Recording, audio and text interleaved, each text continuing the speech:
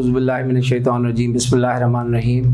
My dear students, Assalamu alaikum wa rahmatullahi wa barakatuh. I am your chemistry teacher, Professor Muhammad Asif Qureshi. We are here together for a new lecture from chapter number 2, 3 states of matter from first year chemistry syllabus. और बेटा आज chapter 2 का आपका lecture number 5 मैं शुरू करने जा रहा हूँ। अगर आपकी मेमोरी को मैं रिकॉल करने की कोशिश करूँ तो आपको याद होगा पिछला जो लेक्चर था, लेक्चर नंबर 4 चैप्टर नंबर 2 में से, उसमें हमने बॉयल्स लॉ स्टार्ट किया हुआ था। और बॉयल्स लॉ के हवाले से जो हमने चीज़ें डिस्कस ऑलरेडी कर ली, उसमें बॉयल्स लॉ की इंट्रोडक्शन पे हमने बात कर ली, बॉयल्स लॉ की स्टेटमेंट पे हमने बात कर ली, बॉयल्स लॉ का मैथमेटिकल एक्सप्रेशन हमने ड्राइव किया था P1 V1 equals to P2 V2। उसी फार्मूला पे हमने प्रॉब्लम भी किया था किताब में से एक एग्जांपल लेके, और वो फार्मूला मैंने आपको प्रूव करके वेरीफाई करके उस प्रॉब्लम की वैल्यूज़ की मदद से वो भी दिखाया था। इसके अलावा हमने बॉयल्स लॉ की ग्राफिकल रिप्रेजेंटेशन पे भी बात की थी। ग्राफिकल रिप्रेजेंटेशन बॉयल्स लॉ की हमने बात की थी या नहीं की थी, मैं थोड़ा सा रिकॉल करता हूँ, शायद नहीं की थी, वो बहरहाल आज कर लेते हैं। तो आज का जो हमारा कंटिन्यूएशन है वो है experimental verification of Boyle's law.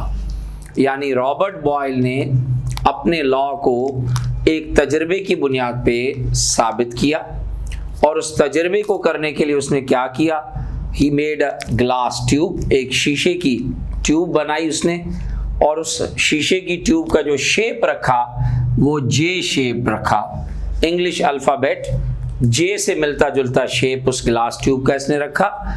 इस ग्लास ट्यूब का जो लॉन्गर आर्म था उसको इसने ओपन रखा, खुला छोड़ा, और जो शॉर्टर आर्म था, छोटी वाली साइड, उसको इसने बंद कर दिया। अब लाजमी जो लॉन्गर आर्म खुली छोड़ी थी इसने ग्लास ट्यूब की, वहां से कुछ एयर पार्टिकल्स इस ग्लास ट्यूब के अंदर चले गए, क्योंकि कोई भी चीज़ खुली छोड़ोगे हवा में तो हवा डेफिनेटली उस चीज़ में दाखिल होगी। तो इसी तरीके से इस ग्लास ट्यूब में भी एयर दाखिल हो गई। Air means gas particles, gas molecules दाखिल हो गए। अब इसने क्या किया, उस ग्लास ट्यूब का जो लॉन्गर आर्म था वहां से मरकरी डालना शुरू कर दिया। मरकरी है तो मेटल मगर लिक्विड फॉर्म में। जब मरकरी इसने यहां से डालना शुरू किया तो ये मरकरी एयर को जाके कंप्रेस करना शुरू कर दिया। अब मरकरी ने जब एयर को यहां से कंप्रेस किया तो एयर पार्टिकल्स इस शॉर्टर आर्म में इस जगह तक महदूद हो गए। ये आपका गैस का वॉल्यूम V1 कहलाएगा, और मरकरी की मिकदार जिसने आके कंप्रेस किया गैस को, उसकी वजह से जो गैस पे प्रेशर लगा, से for example that is P1। अब P1 ये V1, कुछ देर के बाद इसी ग्लास ट्यूब में इसने लॉन्गर आर्म वाली साइड से कुछ और इजाफी मिकदार मरकरी की डालना शुरू कर दी। अब जो मरकरी इसने इजाफी डालना शुरू की तो वो मरकरी आके पहले से मौजूद मरकरी को कंप्रेस करेगी। जो मरकरी इसने अब डाली उस मरकरी ने आके पहले से मौजूद मरकरी को कंप्रेस किया, और वो मरकरी फिर आगे एयर को कंप्रेस करती है।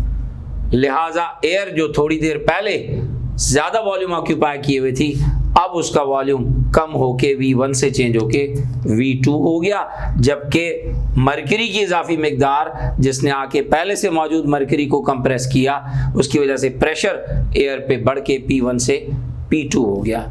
अब इस तजर्बे से भी साबित ये हो रहा है कि जब एयर के ऊपर, गैस के ऊपर प्रेशर कम रखा गया तो एयर या गैस ने वॉल्यूम ज़्यादा ऑक्यूपाई किया हुआ था, और जब प्रेशर बढ़ाया गया P1 से इंक्रीज करके P2 तो वॉल्यूम V1 से घट के V2 हो गया। यानी relationship between volume and pressure was found to be inverse. V is inversely proportional to P provided that the temperature of both the tubes was kept constant। तो ये तजर्बाती तौर पे रॉबर्ट बॉयल ने अपने लॉ को प्रूव किया, साबित किया। बेटा रॉबर्ट बॉयल के लॉ को अगर हम काइनेटिक मॉलिक्यूलर थ्योरी की रोशनी में देखें और उस बिहाफ पे बात करें तो ये मैंने आपके सामने दो कंटेनर्स बनाए हुए। एक कंटेनर वाज़े तौर पे नजर आ रहा है कि साइज में छोटा है तो लाजमी इसमें जो गैस आप बंद करोगे वो वॉल्यूम कम ऑक्यूपाई करेगी। दूसरा कंटेनर साइज में बड़ा, लाजमी यहां पर आप गैस अगर इंक्लोज करते हो तो वो वॉल्यूम ज़्यादा ऑक्यूपाई करती है। दोनों कंटेनर्स को से फॉर एग्जांपल हमने रूम टेम्परेचर पे छोड़ दिया, यानी दोनों कंटेनर्स का टेम्परेचर हमने कांस्टेंट रखा। अब छोटे वाले कंटेनर में भी हमने 1 मोल हाइड्रोजन गैस डाला, यानी 6.02 × 10⁻23 नंबर ऑफ मॉलिक्यूल्स, और बड़े वाले कंटेनर में भी हमने 1 मोल हाइड्रोजन गैस डाला। तो माना गैस की मिकदार दोनों कंटेनर्स में हमने सेम रखी, मिकदार सेम रखी, अमाउंट सेम रखा गैस का, तो नंबर ऑफ पार्टिकल्स भी दोनों जगह हमें सेम नजर आए। अब फर्क क्या पड़ेगा, इतने तादाद पार्टिकल्स की छोटी जगह पर जाहिरा निस्बतन करीब करीब होगी, और करीब करीब होने की वजह से यहाँ पर जो कोलिजन्स होंगे गैस पार्टिकल्स के आपस में और कंटेनर की वॉल से, वो निस्बतन ज़्यादा फ्रीक्वेंट होंगे, जल्दी होंगे, और ज़्यादा तादाद में कोलिजन्स होने की वजह से कंटेनर के वॉल के साथ कंटेनर पे गैस का प्रेशर यहाँ ज़्यादा लगेगा। ज़्यादा प्रेशर कहाँ लगेगा, जहाँ गैस को वॉल्यूम आपने कम दिया हुआ है। वही तादाद मॉलिक्यूल्स की जब बड़ी जगह पे आपने रखी, बड़े कंटेनर में रखी, तो निस्बतन गैस पार्टिकल्स के दरमियान इंटरमॉलिक्यूलर डिस्टेंस बढ़ जाएगा, स्पेस बढ़ जाएगा। स्पेस बढ़ने की वजह से अब उन्हीं मॉलिक्यूल्स के कोलिजन्स जो छोटी जगह पे ज्यादा तेजी से हो रहे थे, अब निस्बतन कम होंगे। तो कंटेनर के वॉल के साथ छोटे कंटेनर की निस्बत बड़े कंटेनर में कोलिजन्स की तादाद, टकराव जो होगा गैस मॉलिक्यूल्स का कंटेनर के वॉल के साथ, वो निस्बतन कम तादाद में होगा। कम तादाद में टकराव की वजह से, कोलाइड होने की वजह से इस कंटेनर के ऊपर वही गैस वही तादाद मॉलिक्यूल्स की निस्बतन कम प्रेशर अप्लाई करेगी। तो जहां वॉल्यूम आपने ज्यादा दिया हुआ है गैस मॉलिक्यूल्स को, वहां गैस मॉलिक्यूल्स का प्रेशर कंटेनर पे कम अप्लाई हो रहा है, और जहां वॉल्यूम आपने कम प्रोवाइड किया हुआ है गैस को, वहां प्रेशर निस्बतन ज्यादा अप्लाई होगा कंटेनर के वॉल्स पे।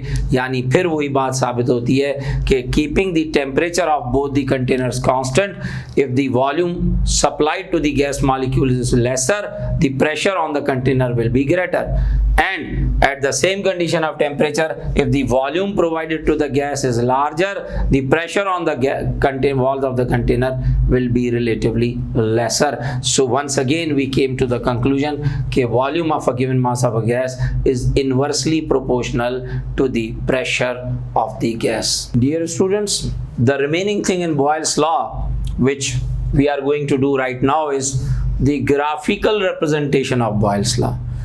बेटा रॉबर्ट बॉयल ने अपना लॉ ग्राफिकली रिप्रेजेंट किया, और इसने आपको ग्राफ बना के दिखाया गैस के प्रेशर और वॉल्यूम के दरमियान। एक्स एक्सिस के ऊपर इसने प्रेशर की कीमतें रखी, वाई एक्सिस पे इसने वॉल्यूम रखा। अब जब वॉल्यूम और प्रेशर के दरमियान इसने ग्राफ बनाया, तो इसको इस शेप में एक कर्व मिला, जिसको हम पैराबोला कहते हैं या पैराबोलिक कर्व कहते हैं। अब इसको समझने वाली बात यह है कि इस कर्व के जो दो एंड्स हैं, एक ऊपर वाला एंड, ऊपर वाला कोना, और ये नीचे वाला कोना, अगर इन दोनों पॉइंट्स को आप एक्स और वाई एक्सिस पे मिला के देखो, तो अगर इस पॉइंट को मैं एक्स एक्सिस पे लेकर आऊं, तो मैं देखता हूं कि यहाँ प्रेशर आपको मैक्सिमम नजर आ रहा है, और इसी पॉइंट को अगर मैं ले जाके वाई एक्सिस के साथ मिलाता हूं, तो इसका मतलब वॉल्यूम इस वक्त सिर्फ इतना हुआ है गैस का, जब प्रेशर गैस पे आपने मैक्सिमम रखा हुआ है। तो यानी प्रेशर आपने मैक्सिमम रखा, वॉल्यूम गैस कम से कम ऑक्यूपाई किए हुए। अब यही कर्व जब ऊपर जा रही है, इस पॉइंट को जब आप मिलाते हो वाई एक्सिस के साथ, तो ये आपको वॉल्यूम मैक्सिमम शो करता है, और यही पॉइंट जब आप लेकर आओ एक्स एक्सिस के ऊपर, तो आपको पता चलता है कि प्रेशर यहाँ पर मिनिमम है। यानी कर्व जैसे जैसे ऊपर गई, प्रेशर घटता चला गया, वॉल्यूम बढ़ता चला गया। कर्व जैसे जैसे नीचे आती चली गई, प्रेशर बढ़ता चला गया, वॉल्यूम कम होता चला गया। यानी बात वही साबित हुई कि volume of a given mass of a gas is inversely proportional to the pressure applied on the gas. Pressure बढ़ेगा, वॉल्यूम गैस का घटता चला जाएगा, वॉल्यूम बढ़ाने के लिए प्रेशर आपको कम करना पड़ेगा। So temperature was kept constant, volume was found to be inversely proportional to the pressure applied. बेटा इसी को फिर एक और अंदाज में जब इसने ग्राफ बना के दिखाया तो अब इसने क्या किया कि वॉल्यूम को इसने वाई एक्सिस पे लिया, एक्स एक्सिस पे इसने रेसिप्रोकल ऑफ प्रेशर यानी 1/P की वैल्यूज ली, 1/P। अब आपको ये पॉइंट ऑफ ओरिजिन है, मैं फर्ज कीजिए कि इस पॉइंट पे वॉल्यूम प्रेशर की कीमत 1/2 शो कर रहा हूं, एटमॉस्फेयर ही समझ लें, 1/2 एटमॉस्फेयर का मतलब है 0.5 एटमॉस्फेयर। यहां 1/P बढ़ के 1/4 हो गया, एक्चुअली 1/P तो बढ़ा मगर देखा जाए तो 1/2 के मुकाबले में जो कि 0.5 एटमॉस्फेयर बनता था ये 0.25 एटमॉस्फेयर हो गया, यानी घट गया। तो असल में देखा जाए बात वही है, सिर्फ लफ्जों का हेर फेर है। वहां पे प्रेशर लिया गया था, यहाँ पे 1/, प्रेशर लिया गया, रेसिप्रोकल ऑफ प्रेशर। अब ये 1/P 1/2 है 0.5 एटमॉस्फेयर, ये 1/4 हो गया 0.25 एटमॉस्फेयर, फर्ज कीजिए ये 1/8 हो गया 0.125 एटमॉस्फेयर। अब प्रेशर के रेसिप्रोकल के दरमियान और वॉल्यूम के दरमियान इसको मिलती है स्ट्रेट लाइन।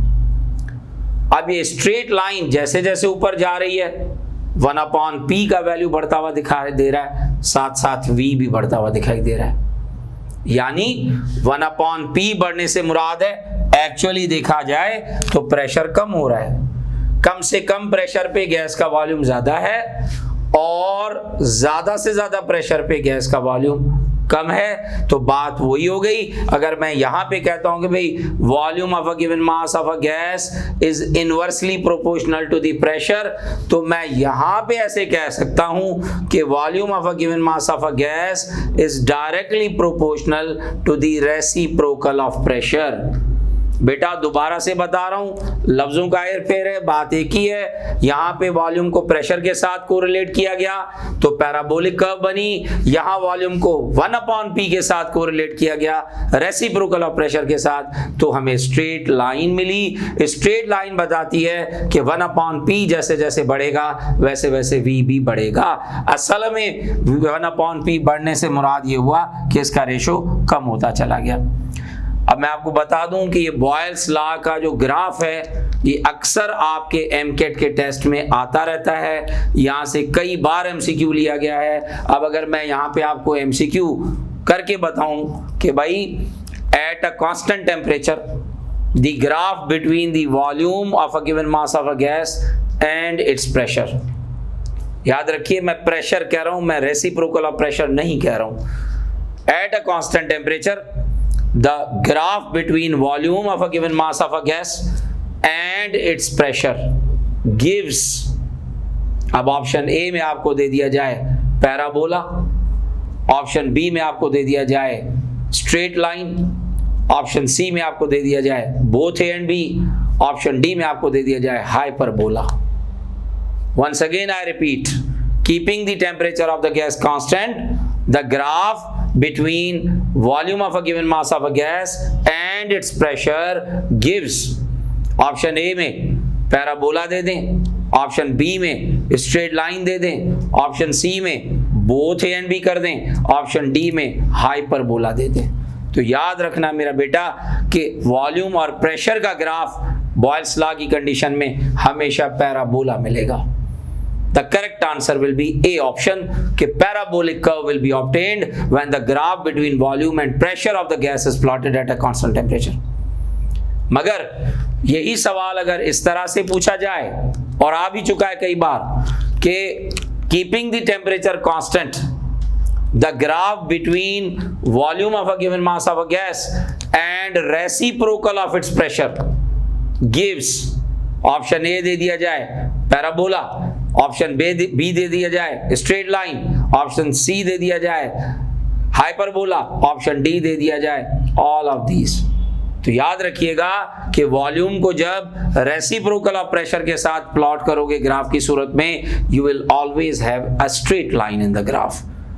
तो बेटा ये ग्राफ आपका अक्सर एमडीकेट के टेस्ट में आता रहता है, सो याद रखिएगा parabolic curve will be obtained when the graph will be plotted between volume and pressure, while straight line will be obtained when the graph between volume and 1/pressure will be plotted. This is all about Boyle's law.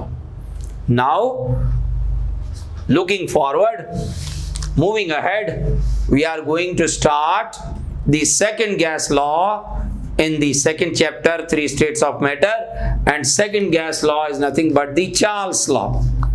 बेटा Charles law एक French chemist था, जैक्यूज Charles, उसकी जानिब से आया। उसने दिया साल 1787, 1787। चार्ल्स ने जो तजर्बात किए, उसने गैस को प्रेशर के हवाले से कांस्टेंट रख दिया। गैस के ऊपर प्रेशर ना उसने बढ़ाया ना उसने घटाया। ये क्या करता चला गया, गैस को हीट करता चला गया ना, गैस को हीट करता चला गया। क्या देखता है कि गैस का वॉल्यूम इंक्रीज होता चला जा रहा है, यानी गर्म करने के ऊपर गैस एक्सपेंशन शो कर रही है, एक्सपेंड होती चली जा रही है। फिर उसी गैस को जिसको इसने थोड़ी देर पहले गर्म किया, अब छोड़ दिया कि वो ठंडी हो। जब गैस ठंडी होती चली गई, टेम्परेचर गैस का कम होता चला गया, तो क्या देखता है कि गैस कॉन्ट्रैक्ट होती चली जा रही है, वॉल्यूम कम होता चला जा रहा है। यानी इसके मुशाहिदे में ये बात आई कि भाई मैंने गैस का प्रेशर कांस्टेंट रखा हुआ है, मैं गैस को गर्म कर रहा हूं तो उसका वॉल्यूम बढ़ रहा है, मैं गैस को ठंडा कर रहा हूं तो उसका वॉल्यूम घट रहा है। यानी वॉल्यूम का दारोमदार टेम्परेचर के साथ डायरेक्ट नजर आया कि टेम्परेचर बढ़ाओगे तो गैस में एक्सपेंशन होगा, टेम्परेचर घटाओगे तो गैस में कॉन्ट्रैक्शन होगा। यानी V is directly proportional to T provided the pressure is kept constant. तो यहां पर आपको रिलेशनशिप मिलेगा between volume of a given mass of a gas and the temperature of the gas provided the pressure is kept constant. तो बेटा ये statement मैंने आपके सामने लिखी हुई है। एट अ कांस्टेंट प्रेशर, जब गैस को कांस्टेंट प्रेशर पे छोड़ोगे तो गैस का वॉल्यूम उसके एब्सोल्यूट टेम्परेचर के साथ डायरेक्टली प्रोपोर्शनल होगा। एब्सोल्यूट स्केल यानी टेम्परेचर, जब भी आप चार्ल्स लॉ की बात करोगे, temperature should be kept in the kelvin scale. Temperature को हमेशा केल्विन स्केल में लोगे, सेंटीग्रेड स्केल में नहीं लोगे। और आपको मैंने टेम्परेचर स्केल्स पढ़ाए थे कि सेंटीग्रेड स्केल को जब केल्विन स्केल में लिया जाता है तो आपको 273 ऐड करना होता है डिग्री सेंटीग्रेड में। तो बेटा ये चार्ल्स लॉ जो कि 1787 में आया, जिसमें इसने वॉल्यूम और टेम्परेचर के दरमियान रिलेशनशिप स्टडी की, प्रेशर को कांस्टेंट छोड़ दिया, अपने मुशाहिदात की बुनियाद पे एक बयान जारी किया जिसको चार्ल्स लॉ कहा। चार्ल्स लॉ की स्टेटमेंट मैंने आपको बता दी कि टेम्परेचर बढ़ाओगे तो वॉल्यूम गैस का बढ़ता चला जाएगा, टेम्परेचर घटाओगे तो वॉल्यूम गैस का घटता चला जाएगा। यानी V is directly proportional to T।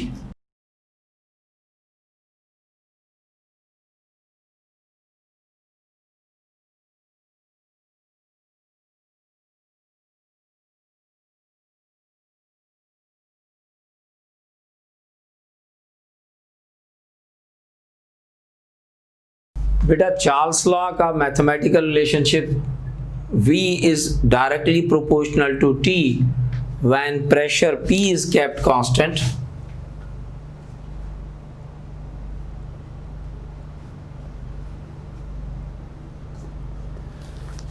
अब अगर यहां से हम साइन ऑफ प्रोपोर्शनैलिटी हटाते हैं तो साइन ऑफ इक्वालिटी आएगा, कांस्टेंट हम K रखेंगे तो हमारे पास आ गया V equals to KT where K is called the constant of proportionality।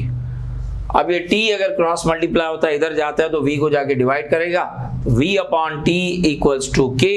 We will have relationship number 1, पहली इक्वेशन आपको मिली, V upon T is equal to K। अब इस इक्वेशन 1 में से मैं आपको चार्ल्स लॉ की एक और स्टेटमेंट बना के बता दूं कि भाई ये जो रिलेशनशिप मिली V upon T is equal to K, ये क्या बताती है? ये बताती है कि भाई अगर आपने गैस का प्रेशर कांस्टेंट रखा तो गैस के वॉल्यूम को जब जब आप उसके टेम्परेचर के साथ डिवाइड करोगे तो वॉल्यूम अपॉन टेम्परेचर आपको जवाब हमेशा कांस्टेंट मिलेगा, फिक्स मिलेगा। So at a constant pressure the ratio, division को आप रेशो कहते हो, the ratio of volume and absolute temperature of a gas is always constant. अब अगर वॉल्यूम और टेम्परेचर को आप इनिशियल स्टेट पे रखोगे तो यही फार्मूला आपका V1/T1 बराबर K आएगा, और यही वॉल्यूम और टेम्परेचर अगर फाइनल स्टेट पे रखा जाएगा तो यही relationship V2/T2 is equal to K बनेगी। अब अगर इनिशियल स्टेट पे वॉल्यूम और टेम्परेचर का रेशो K है, फाइनल स्टेट पे भी इसका जवाब अगर K आता है तो इसका मतलब V1/T1 बराबर V2/T2। ये आपकी सेकेंड इक्वेशन हो गई जो कि चार्ल्स लॉ की मेन इक्वेशन बनती है, और इसी पे हम प्रॉब्लम किया करते थे। हमें प्रॉब्लम करने हैं। अब एक प्रॉब्लम आपकी किताब में से मैंने लिखा हुआ है, पेज नंबर 40 के ऊपर ये प्रॉब्लम दिया हुआ है आपकी किताब में। इस प्रॉब्लम में कहा क्या गया है, हमसे क्या कहा गया कि भाई एक बच्चा है जिसके हाथ में एक बलून है, एक गुब्बारा है, उस बलून के अंदर जो हवा भरी हुई है, गैस भरी हुई है, उसका वॉल्यूम आपको बता रहा है 3.80 dm³, यानी ये V1 आपको मिला हुआ है। अब कह रहा है कि ये जो एयर का वॉल्यूम है गुब्बारे के अंदर, बलून के अंदर, उस वक्त उसका जो टेम्परेचर है गैस का वो है 35 डिग्री सेंटीग्रेड, यानी ये अगर V1 है तो ये आपको T1 दे दिया। अब कहता है कि बताओ गैस का वॉल्यूम कितना रह जाएगा, यानी V2 आपसे मांग रहा है। If the balloon is put into the refrigerator, अगर बच्चे से वो गुब्बारा लेके कुछ देर के लिए आप फ्रिज में डाल दो। जाहिर है फ्रिज में जो भी चीज़ रखी जाती है तो वो ठंडी होती है, तो आपने गुब्बारे को जब थोड़ी देर के लिए फ्रिज में रखा तो गुब्बारे के अंदर जो गैस भरी हुई थी जिसका दर्जा हरारत थोड़ी देर पहले 35 डिग्री सेंटीग्रेड था, ठंडा होकर वो टेम्परेचर 5 डिग्री सेंटीग्रेड पे आ गया। यानी अगर T1 गैस का 35 डिग्री सेंटीग्रेड था तो T2 चेंज होके 5 डिग्री सेंटीग्रेड रह गया। आपको V1 बताया गया, आपसे V2 मांगा गया। अब आपको आगे क्या कह रहा है, कह रहा है कि भाई आप ये समझ लो कि इनिशियल टेम्परेचर इनिशियल वॉल्यूम के ऊपर, फाइनल टेम्परेचर फाइनल वॉल्यूम के ऊपर, गैस के अंदर जो गैस थी उसका प्रेशर आप अंदाजे से ये समझ लो कि एटमॉस्फेरिक प्रेशर के ऊपर के बराबर था, यानी वो कांस्टेंट था। पहली बार भी उतना था, दूसरी बार भी उतना था। So pressure was kept constant and it was supposed to be equal to atmospheric pressure. V1 was given at the condition T1, T2 was given and V2 was required। तो ये आपका डेटा बना। V1 आपको मालूम था, T1 आपने kelvin में convert किया तो ये 308 केल्विन आया, T2 आपका केल्विन में कन्वर्ट होके 278 केल्विन आया, जबकि V2 आपसे मांगा है। फार्मूला बेटा V1/T1 इक्वल्स टू V2/T2, तो V2 आपको मिलेगा V1 इंटू T2/T1। ये आपने वैल्यूज रखी। अब यहाँ पर समझने वाली बात है, क्योंकि calculators are not allowed there ना, तो आपने ये कैलकुलेशन अपने दिमाग से खुद करनी है। तो बगैर कैलकुलेटर के कैलकुलेशन करने के लिए थोड़ी सी मैथमेटिकल ट्रिक्स चाहिए होती हैं। आपका mental IQ, mathematical IQ strong होना चाहिए। अब केल्विन दो गया कैंसिल। मैंने क्या कर दिया, मैंने यहां से डेसिमल को इधर ले आया, 2 डिजिट राइट से लेफ्ट, यहां भी 2 डिजिट डेसिमल को मैं यहां ले आया, तो 2 दर्जे डेसिमल आपका यहां आ गया, 2 दर्जे यहां आ गया। मैंने इसको 278 से घटा के 2.78 कर दिया, इसको 308 से घटा के 3.08 कर दिया। बात एक ही हो गई, ताकि मैं इन दोनों वैल्यूज को आसानी से मल्टीप्लाई कर सकूं। अब इन दोनों वैल्यूज की मल्टीप्लीकेशन मैंने की तो मुझे जवाब मिलता है 10.568, यानी 2.78 और 3.80 को मल्टीप्लाई करने के बाद मुझे आंसर मिलता है 10.564। तो ये ऊपर वाली दोनों वैल्यूज का जवाब मेरे पास आ गया। अब इसको डिवाइड करना मैंने 3.08 के साथ, फिर उसको थोड़ा सा आसान बनाने के लिए अब मैंने डेसिमल दोबारा ये 2 दर्जे यहाँ ले गया, इसको मैंने 308 बना दिया। ये डेसिमल मैंने 2 दर्जे यहाँ लाकर इसको 1056.4 यानी 1056.4 कर दिया। 2 डिजिट डेसिमल यहाँ से आगे गया, 2 डिजिट यहाँ से आगे गया, तो ये आपके वैल्यूज 1056.4 और ये आपकी 308 आ गई।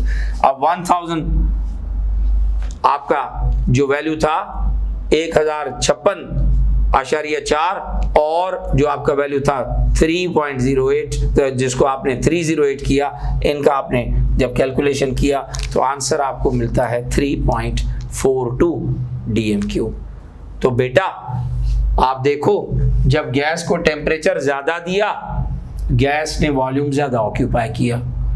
जब गैस को फ्रिज में रख के आपने ठंडा किया, टेम्परेचर आपका 308 केल्विन से घट के 278 केल्विन आया, तो वॉल्यूम आपका जो 3.80 था डीएम क्यूब में, वो घटता हुआ 3.42 डीएम क्यूब पे आ गया। तो यानी गैस का टेम्परेचर बढ़ाओगे वॉल्यूम बढ़ेगा, टेम्परेचर घटाओगे वॉल्यूम घटेगा। वॉल्यूम डायरेक्टली प्रोपोर्शनल है टेम्परेचर के साथ, provided the pressure is kept constant.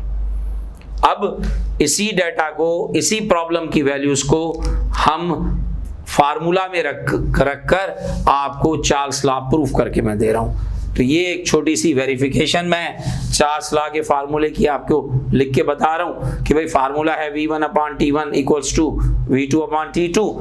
V1 आपके पास 3.80 था, T1 आपका 308 था, V2 आपने मालूम किया 3.42, T2 आपके पास 278 केल्विन था। इन दोनों वैल्यूज का रेशो आपको मिलेगा 0.0123, इन दोनों वैल्यूज का रेशो भी आपको मिलेगा 0.0123। यानी साबित हुआ कि V1/T1 equals to V2/T2 and both are equals to K, यानी कांस्टेंट, जितना वैल्यू इसका उतना ही वैल्यू इसका। तो ये आपका चार्ल्स लॉ प्रॉब्लम के थ्रू भी वेरीफाई होता है, साबित होता है।